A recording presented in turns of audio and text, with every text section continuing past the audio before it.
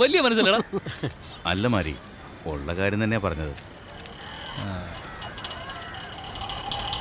നടത്തുന്നതോ കാശ് കൊടുക്കുന്നതോ ഒന്നും വിഷയമല്ല. മത്സരത്തിന്റെ മാന്യത കളയാതെ നടത്തണം, അതാണ് ആവശ്യം. അതൊക്കെ ശ്രദ്ധിച്ചോളാം മാരി. ഒരു തവണ നടത്തി നോക്കിയാലേ അറിയൂ. ശരി, ഒരു തവണ കൊടുത്തു നോക്കാം.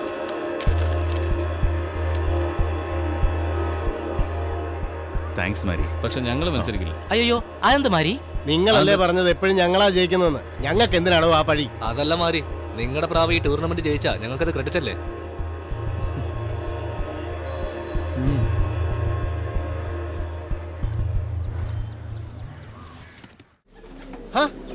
ശ്രീകുട്ടി, എന്താ ചക്കരെ?